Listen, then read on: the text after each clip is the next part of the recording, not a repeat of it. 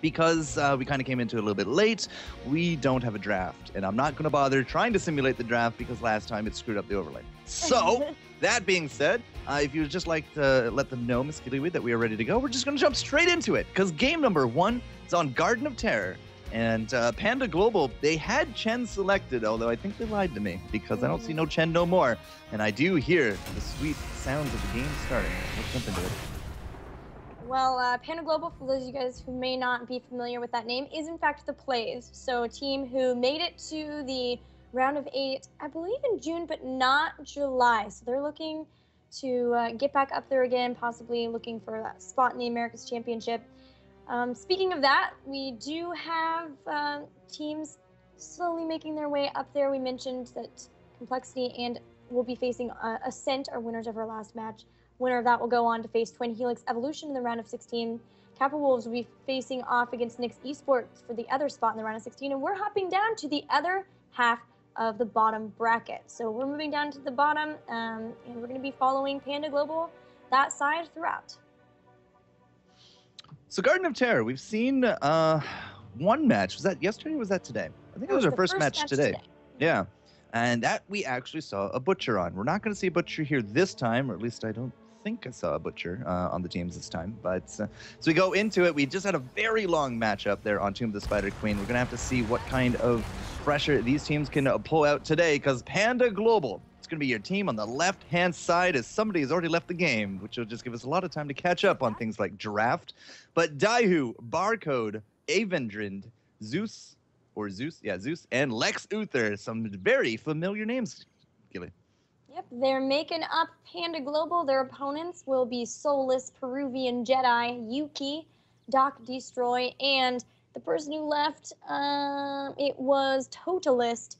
They'll be making up the team of 1 point. Oh, I thought Jaina's cape at the end of it there was actually kind of moving on its own. It's going to be like, haha. Yeah, a Nubarak bot. No Nubarak bot today. Doc Destroy, Yuki. Peruvian Jedi, that's a name that I've definitely faced off against before. That is a cool name. It is a cool name. Have I faced off against him, or have I seen him in a previous tournament? Not entirely too sure off the top of my head, but it is a name that tickles the fancy. So let's take a look at not exactly the draft, but at least the picks that yielded out of this. Leoric and Abathur, the two that kind of come to mind here. That is scary. Daihu and Barcode are going to be quite the pair. But Avendrind is, I think, on the Sylvanas. Zeus is on the Vala, and Lex Uther is once more not an Uther, but he is the support main. Mm-hmm. Yeah, you'll be playing Malfurion. Even though his name is Lex Uther, I swear I see him more on Rhaegar and Malfurion than actually on Uther. Yeah. Yeah. Yuki is going to be the one playing the Uther for 1 point. Actually, a Canadian team. So good to see one of our Canadian teams here get to cast one of them. They're also going to be running the double warrior composition of Muradin and a Nubarak. Plus, they have Jaina and Kael'thas. That's a scary back line. So what probably happened, because I don't actually have the draft, is somehow with the bans going through, it was probably a Zagara ban, it was probably a Zeratul ban, and the game's off to the races. And then from there, it was probably a second pick for 1 point, and it was probably a Leoric first pick, let's say, for Panda Global. So if Panda did first pick Leoric, and they didn't ban the Kael'thas or Jaina, it was probably just that. Like, that was just the picks from 1 point. From there, they kind of, went for double warrior after it, and they picked up an Uther. Could have been a Rhaegar ban out there, but as I said, we don't actually have the draft. But that's what it at least indicates here to me, because there's no way you should ever get a Jaina Kael'thas on the same side unless you have that double pick first, that second pick double. Right. Like, there's no way that should happen. Yeah, because otherwise one of them wouldn't make it through that draft. Looking at this, we have 4 members in the mid for 1 point here, so nobody quite up top just yet. Going to be leaving Kael'thas to fend for himself in the bottom for Ben. I'm betting we see some sort of rotation here from 1 point, whether it's maybe a Muradin and Jaina or a Nubarak Jaina. It looks like it might be the double warrior and the Jaina here. Jeez, everybody's going top. Like, you can't actually kill a Leoric like that, guys. It's not going to happen, not especially with an Abathur hat on top of him there as well. So this means that we're not going to have anybody in the mid, and this is not giving me a lot of confidence in my Canadian brethren. No, and down in bottom, Dr. Destroy already taken a whole bunch of damage from Evan and Lex Luthor, who are really pushing hard. They've got with the win, so they don't have the barb shot there, but they're still pushing hard. And look, actually, survival instincts pick up. So we're not going to be going for that well, we could still with the adrenal overload, but the pressurized gland, that type of build, focusing on the spike burst, at least initially, we're going to have a focus on the locusts. I liked the showdown in the bushes into the bottom lane. I'm being told that it's Even Drinde. Evan Drinde? Evan Drinde, Yeah. Did not know that, but today I learned, so thank you, chat. So Evan Drinde is going to be playing out that Sylvanas. Now, we don't exactly have the strength in numbers here to the bottom lane, so both sets of the seeds are going to go over to 1 point, but because there's such a heavy emphasis down there, we do trade them out 30-30 on the nose for this top. And now Daihu is going to go back to his lane. One of the bigger advantages of having an Abathur here is that Panda Global will be able to kind of do more heavier roaming when it comes to these seeds and still have a little bit of a soaking advantage in an off lane. We'll have to see if that will actually yield anything by the end of it, but we don't actually have any kind of big heavy roaming going out at all from the Panda. They're just very content to soak at this point. I'm very interested in where this Abathur build is going to take shape, as he picked up Ballisto Spores, so it's increasing Toxic Nest range. He's going for a backdoor build. I guarantee he's going for a backdoor build. So then we'll have Locust Brood and Locust Nest later on then from him. And ranged Locust, yeah.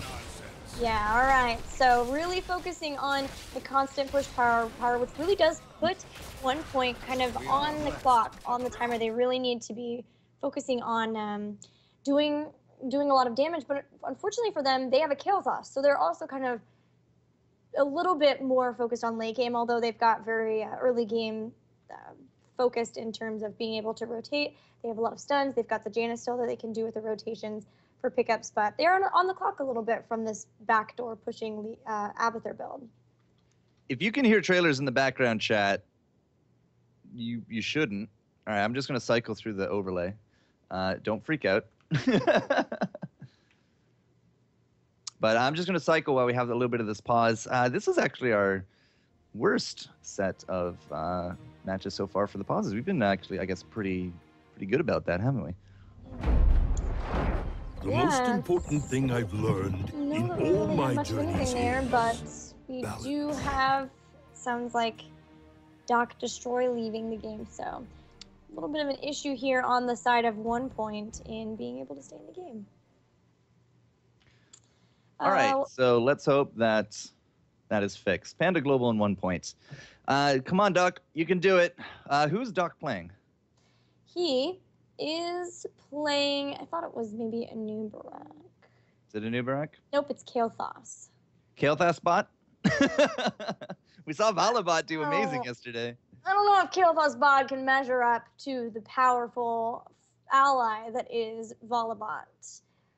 She was exceptionally good, as Country Kin can even attest. He thought he was maybe out of a job because that Valabot was so good. But I'm looking at some builds here while we've got the time. Apparently, according to Solus, we do have Dr. Destroy coming back in. Besides the Abathur, everything looks very standard. We've got Q build for Vala, so she's really going to be focusing on that Hungering Arrow. Going to have a single target damage. Mana Addict for Kael'thas instead of Fel Infusion, so focusing more on sustainability for his mana, being able to have lots of mana toward that late game for endless Flame Strikes. And Reverberation build for Muradin versus the Perfect Storm Stormbolt. Damn. Here we are. We did it, boys. Yeah, we did it. Fealty on 2 death on the Leoric there as well. Been seeing that more and more. Top seeds, 88. We didn't get the full 90? Oh, there we go. Full 90. All right, so we do actually just trade out the Terras at 90-90. A lot of heavier aggression coming out from 1 point in the bottom. A lot more of the top aggression coming out from Panda. So not a lot of big action, no takedowns, no kind of heavy pushes. But Daihu into this top lane with that Abathur hat has really been pushing around Yuki. And Yuki can't really go toe-to-toe with that Leoric. He will just bully him out with the Drain Hope. So, yeah, as they keep going back and forth, this top lane's going to need help.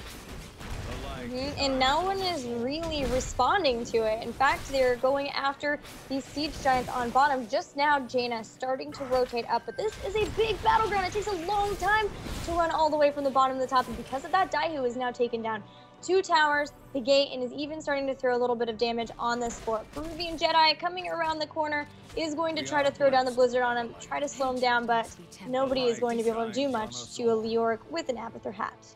All right, so for whatever reason, whenever I don't do drafts, something screws up in the overlay, so I'm just going to disable the overlay entirely. Cool. So sorry about that. Level 7's coming into it. As I said, Gilly, you are doing a marvelous job just covering for me. Vile Nest for the Abathur. I'm looking at Doc. Doc! Whoa, no! He is down. He didn't run to the fountain right away. He did have it, but then didn't get it. So now it is going to be down. What I really like of this style that Panda Global are putting out, they've got Daihu with Abathur up top. In bottom, Malfurion with Evan Drinde on the Sylvanas. They are so good at having a seesaw versus a push. Now, they might lose Evan here, as we've got a rotation coming in. Lex Luthor also getting pretty low. Both are going to survive thanks to the Abathur hat sustain, but I really love that they've got like this push where if they respond to one side, the other starts pushing heavily. Look at Daihu. He's about to take down the fort up top. And the minute that they respond to him, that they go up to him, then we see Evan and Lex Luthor start to push really heavily. It's, they're really pulling 1 point apart. Yeah, 1 point is down an entire level at this point. It's not even related to seeds at all. Daihu has just not gotten... It's just not gotten any value. It's just dead. Like, the top is just gone, and there's been no rotations. I mean, I don't know. Like, 1 point, I would have expected a little bit more out of them at this point. Because if they're not pushing top, they have to be pushing somewhere else. But there's no pressure anywhere. Finally, you know, a little bit of a collapse into the bottom lane. They really actually favor this bottom for whatever reason. But even still, they can't get anything. Yeah, but 4 heroes rotated there. They did not get a single pickup, and now they're not soaking in mid. They're going to rotate back up immediately. But now Daihu's pushing in Yuki all the way to the keep towers. And we haven't even gotten to our second night phase yet. They've picked up their heroic abilities. Peruvian Jedi going to rotate up here. But what do we see? Because of this response, in bottom, Sylvanas and Lex Luthor are going to take out Muradin. They've taken out the towers, and the gate is down too. I don't know, man. Like, 1 point is just everywhere. They're not collapsing at 1 point. They're scattered and they're spread out. And unfortunately, there's just no synergies when you're all by yourself and playing your own game, guys. So top getting pushed all the way to that keep. Bottom is now down, and it looks like that fort's about to drop even before the second seeds spawn. Panda Global is just doing phenomenal. And they picked up their heroic abilities. They have Wailing Arrow, March of the Black King, Strafe. It's going to be the Evolved Monstrosity for Abathur, so not going for an ultimate evolution. And it makes a lot of sense where they've already been very focused on pushing. It makes sense that they'd want to have that Monstrosity as another potential split push scenario. And then they're going to also get Tranquility. Level 11 to level 10, like, I'm not sure that's going to be enough to keep Peruvian Jedi going, and he is going to drop. Jaina is out, and now with this top pressure coming in, we went from bottom to top pressure. I don't know exactly what's going on here from 1 point, but still, they're losing out a ton of pressure everywhere else. Look at Daihu, no fear. He just goes and gets as many seeds as he can. It's not going to stop the growth coming out because he was 90-90 for seeds, but Daihu does pick up a good majority of that end, and now we got that first tear now pushing down from Zeus. Panda Global are working as much as they can on this bottom tier, and we're not seeing 1 point rotate down here like I thought we might. They had the potential for getting another terror in the row, which could have really helped them bring them back a little bit, but so far, no, they're just trying to focus on Zeus in that Garden Terror that is walking toward the gate in front of their top keep. So Panda Global are going to pick up the rest of these seeds. They won't get another, I don't think so. No, they won't get another terror, but they have at least been able to keep up in seeds. 92 is going to put them in a very good position for another one anyways. So, yeah, either way, I mean, this is just going from good to better to the best for Panda Global. They're about to hit level 13. They got 2 levels on their opponents. They've already taken down multiple forts. They've pushed up to a keep in 1 point. Evan Drinde into the bottom is, chunking away at Solus, and Solus is, unfortunately, at this rate, just not going to get very many flower pots on the field. Daihu's March of the Black King did help him avoid getting destroyed by Doc Destroy, Totalus, and Yuki. And in fact, he and Abathur Hat are just destroying Totalus now. No, come on. Almost took him out, but they're going to be able to get away. A good gravity lapse from Doc Destroy saving the day. But man, Leoric and Abathur, no wonder people fear this composition. It is frightening. Yep, Solus is going to come in, tries to become, or tries to make Abathur become a little bit of a plant himself. Solus now going to be still transitioning up. Looks like finally we did actually lose out the blue terror, but we also had, I noticed into the bottom lane, we had an Abathur monstrosity pushing. Yeah, they were actually using it to defend versus the Garden Terror for a bit, and it did help push out that lane. Only one fort remaining on the side of 1 point.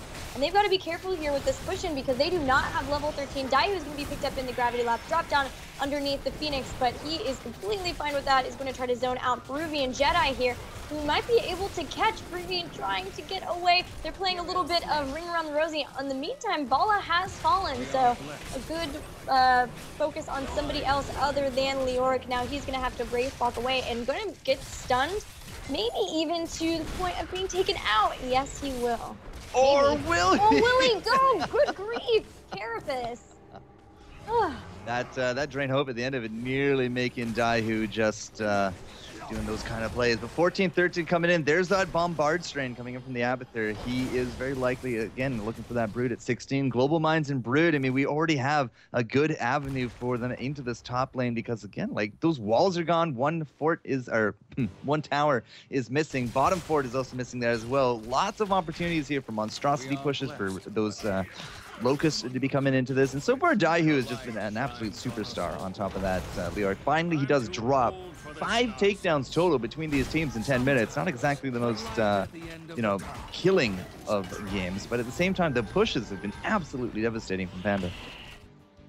Yeah, they're really controlling the battleground. Just now, finally, some Merc camps being picked up for 1 point, but they're going to have to be careful. They need to get back out into the lanes and start soaking some experience because they are down and they are facing some potential level 16 from Panda Global. And that is, like you mentioned, when Abathur is really going to start throwing out a lot of those locusts. So they're going to grab all of their Merc camps, start to push in with them where they can. Already their mid ones are down, and it looks like Panda is starting to move for this final fort of 1 point. 15-14, it is all about that big break point coming up. We do actually have seeds now popping as well. Daihu in position. If they can just pick up a very quick camp, they do have a big opportunity here to pick up a back-to-back terror. Daihu will find Solus, but it can't actually stop those seeds. And, well, Doc Destroy is not exactly going to get anything with that Flame Strike, because Daihu will be able to unstoppable a way out of this one. So, how many more seeds can we get? Well, it looks like we had 6 by the end of it. 13, 16, okay, 18. Not quite enough, I think, for a back-to-back. Daihu wasn't able to pick up both of these bottom, but 1 point has been on point with this bottom lane terror. They consistently do collapse looking for those seeds. The bigger problem is that they kind of lose out way too much in the other lanes when they do this. Panda knows that they have a terror. They're completely fine with giving up some of these seeds in favor of pushing out the lanes. Daihu is going to get caught here, going to Wraith walk away. Should be able to survive here. The Carapace is going to come down and help him out. He's, in fact, maybe going after Jaina. Might be trying to distract some of the teammates here so that the rest of his teammates are going to push. He's going to fall, but the keep is starting to take a lot of damage. And already, Evan, Lex, Uther are there, and Zeus, with that plant terror, is pushing. They're going straight for keep. We also have an Abathur monstrosity bottom, so every single lane right now is being pushed against 1 point. They cannot just absolutely collapse here into 1 point. They have to spread themselves out, and that has been a very big weakness. My God, look at that burst damage on top of Doc. Doc is actually not even going to be anywhere in range of Yuki, and the Kael'thas is going to drop. The heals are going to be good. Even Drinde and Lex Luthor, as a power pushing comp, has actually driven a lot of attention to this top lane. Mid is now getting wailed on by Daihu. Bottom is still getting pushed in by those monstrosities, and this is, again, just coming up all aces for Panda. I'm really scared about the roots on Peruvian Jedi, but Yuki was able to use the Divine Shield. Unfortunately, that is a keep that has fallen. Like you mentioned, the mid keep even is incredibly low, and Daihu was like, yeah, you guys can attack me, that's fine. I'm just going to go ahead and swing and try to take out this keep here. They don't mind. They've shown that they are okay with having Leoric die in favor of getting these very important objectives, and there they have gotten that. This whole time, the monstrosity has been left alone. They've been dealing with multiple fronts of attack otherwise, and it's taken down the gate and one of the towers. So now both Garden Terrors are done. Solus did get some damage done, but only 1 fort down. Meanwhile, 1 keep remains for 1 point. One keep at 13 minutes. Things are not going good at all for 1 point at this round. But Daihu is about to resurrect Evandrinde, Zeus. They are sitting there. Lex, Uther, could they be going for something big? They decide not to. They decide better of it. Look at Barcode coming down to the bottom, though. Those little choo-choos now going to be moving up, and they are going to, again, just put up a lot more damage. And again, like, this is the farthest lane away from that tear. We're going to have the back-to-back tears coming up for 1 point, who, by the way, did actually clear all the way up to the keep during that counter push, but they're down 2 keeps. Doc Destroy and Totalis is going to be coming into the bottom for the defense. This is the last bastion before a triple catapult situation against 1 point. And they're going to have to really make some good value out of Solus here, because they're down 2 levels. Well, a level and a bit. We're about to hit 20 here from Panda. Haven't even bothered looking at a lot of these talents going back and forth. But at the same time, like, if Solus can't get much done here, this might just be like a very grim endgame situation. Well, the keep is open, and it is about half down. So if they can start getting a push in, even if they're kind of, all they're doing is kind of posturing, Doc Destroy can start throwing out some of those abilities. The Carapace, or the Symbiote, is going to go down on the keep, but it's not going to be enough to keep it alive. And this might actually just be a time when they want to push all the way in. But man, the Garden Terror just got melted there. It's already down. So they got to keep, congratulations, but at the same time, this is not going to be near enough worth so few hit points. 1 shot, and it's still actually standing. There goes that tower. That's what that tower gets for showing a cannonball over to Solus. But yeah, here comes the rest of Panda. And again, top pushing in, bottom pushing in. This is just going all the way up here for Panda, because they got that level 20. If they just need to engage, Winions could actually win for them on a prolonged team fight like this. Daihu is going to move in. Wraith walks into the middle of Doc Destroy and takes him out with a huge March of the Black King. Divine Shield on Anubrak, just barely keeping him alive, but now it's done, and Zeus is going to drop the strafe to be able to take him out too. 2 members down on the side of 1 point for 40-some seconds, and Panda Global are moving toward this last remaining keep. In fact, they're saying, the keep, that's fine. We're going to go for core here.